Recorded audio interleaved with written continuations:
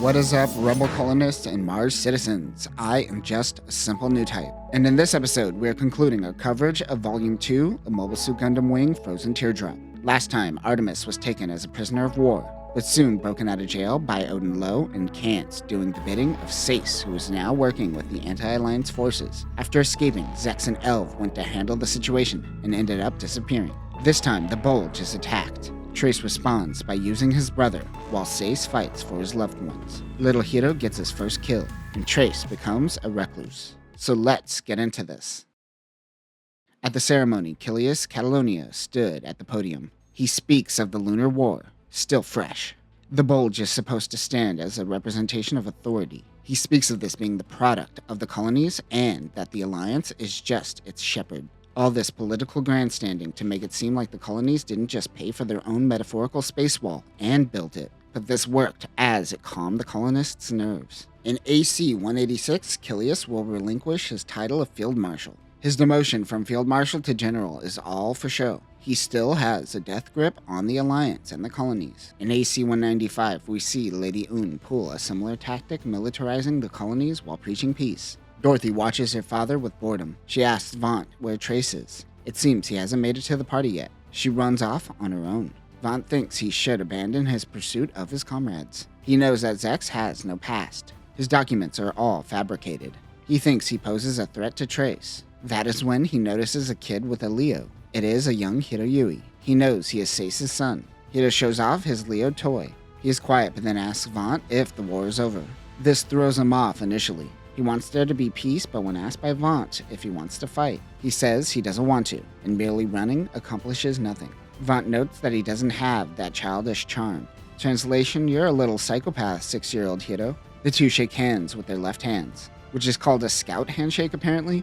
As he walks away, Dorothy bumps into him. They wouldn't remember this interaction, and would not run into one another again until AC 195 at the Saint Kingdom.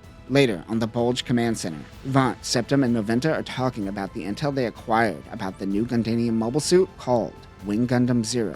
This thing is as powerful as 50 mobile suits. Septim wants to know if they are expanding their military. This thing is going to create a military arms race throughout the colonies. Luckily for the Alliance, it doesn't seem like the Gundam can reach mass production, as they lack the ability to create at scale. The Wing Zero blueprints wouldn't be complete until Catra finished it 9 years later. Vignt, struggling with his own mommy issues, is ready to bring down the hammer.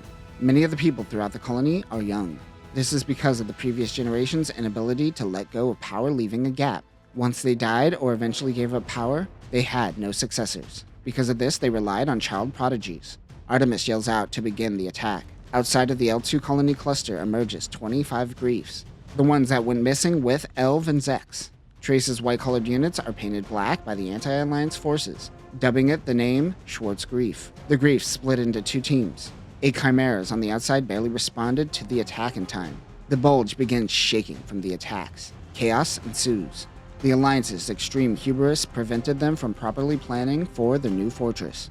Aoi looks for the young Hiroyui. Her first instinct is to take out the guards and fire on the panel to get the door open. Sace goes to save his wife and child on the Alueto. Alueto? It's a 0G electric bike. A guy who seems to know Sace gives him a normal suit and escorts him to the reception room. The two ride the bike. It happens to be Odin Lowe, assigned to sabotage the Bulge. But just like Sace, he is here to save Aoi and little Hiro. Oh, this is awkward. Aoi gets the door open, and she heads out into the external passageway. While on the bike, Sace notices the Griefs out in space. They destroy the Chimera guards. Aoi finds little Hiro trying to get his broken Leo. At that moment, the Hiro's two fathers come in to save them. Unfortunately, in that moment, the room is engulfed in flames, consuming Aoi. Infuriated, Sace goes through the hangar and leaves little Hiro in Odin's hands. He finds himself one remaining Chimera. He hates the Grief, but knows it is a Leo at heart. He takes on the Griefs and is surrounded by 3 units. One is taken out, no problem. He then destroys the auto-balancer of the second one. Finally, he pierces through the third with a beam saber while yelling, "You won't have my son." He stabs but misses the cockpit. The Grief fires its cannon, and the attack takes out both the Grief and Sace in the process. Artemis is informed of the 3 units down, and it was done by Trace's specials. They tell the units to converge on the location. That is when Trace comes on the comms challenging Artemis to a duel. He happens to be behind her, just like the battle on the moon. After challenging her, he then opens a comm to the Bulge and suggests they prep the beam cannon. He says to let Vignt fire this one. She accepts the duel, but it is a ruse. He says he is willing to sacrifice himself to save the Bulge, but Vignt doesn't accept this. Trace knew this reaction and what would happen next. Vignt fired the Bulge's beam cannon, using Trace as bait. As the beam blast approaches, the rest of the specials come in at lightning fast speeds and pushes Trace's grief out of the way. This eliminates all but 2 Schwartz griefs, Artemis and her underling. The 2 retreat. Trace wasn't injured during the attack. Solak, Noin, and the other specials were ordered not to interfere, but it seemed they chose not to listen. Vignt wouldn't put this on record. He also got a taste of blood as he killed 20 griefs. AC 187. Odin and Little Hiro become colony drifters. Though Odin is his blood father, Seiss did most of the child rearing. But one thing Odin can provide this child is survival skills and tactical knowledge. More importantly is what Odin calls the art of staying alive. For him, survival means feeding on others' deaths. He doesn't believe in purity. All that matters is the moment. This is what he passes on to Hiro. Hunter Krushinada passed away from a new strain of the colony flu. Vignt is glad that he is dead, but Trace tells him not to kick a dead horse. Trace notices his little brother changing. Vignt has a mark for his assassination. His draconian methods would always lead to an outcome of rebellion. Intercolony communication is now difficult, and interplanetary trades have also been halted. He has also increased censorship. The assassin is of course Odin Lowe. He wonders if killing him will change anything. Vignt has been visiting his mother frequently, so Odin has been able to memorize his patterns. He waits on top of a building with a perfect view of the hospital window. Little Hiro Yui ensured their escape route is clear. A male enters the room. Already, something is off. The nurse refills the water and the flowers that were left behind by Vignt. Little Hiro goes to scout out the situation as they may have another assassin treading on their target. Meanwhile, outside, Vignt approaches, waiting for Trace. But he is in the midst of an operation. Vignt enters alone.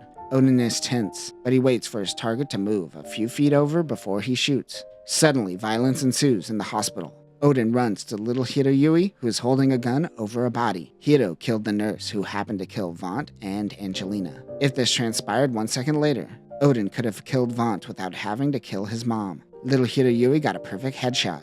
Odin tells him that his first kill is the hardest, and it gets easier. Trace's mission is successful, but soon gets news of the death of his family. He is more sad over his brother's death. It turns out the nurse wasn't a terrorist. It wasn't some anti-alliance scheme. It was the nurse that Vignt punched previously. This, along with Vignt's political agenda, is what sent him over the edge. It was all mostly personal. Trace cries for the first time ever. "You only get 2. That's what Grandpa used to tell me." He withdrew from the spotlight up until AC 193. Some would consider this his dark ages, but it was actually a time of atonement for Trace. MC 0022, next winter. Kathy must go through the Zex files as well, but she reflects on a poem from Trace. That is when they get a call from Dr. T. It happens to be Troa. He informs Master Chang that the young Winter lady has stolen Prometheus. This is referring to Catherine Winter. They wonder if they should kill Professor W's sister, referring to Katra. It appears so. Young Duo will head out in the Warlock, and Hiro will head out in Snow White.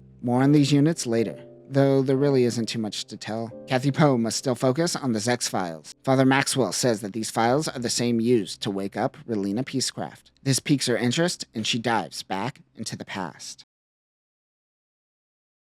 And that will conclude Mobile Suit Gundam Frozen Teardrop Volume 2. If you are watching this wondering this isn't so bad so far, I agree. Most of the past that we see here is compelling and interesting to flesh out. It is when we venture out to Mars Century that things start to get weird. Vignt's turn was short-lived. If he were to continue living, Vignt and Trace would be finding themselves on opposite sides of a war. Next time, in Volume 3 of Mobile Suit Gundam Frozen Teardrop, we bounce back and forth between the early years of Mars Century and MC 0022. Catherine's character that you know and love from the anime is gone, as her character does a 360 on her opinion of war. And we see Relina don the mask. But that will do it for now, new types. Remember, your first kill is always the hardest. Peace.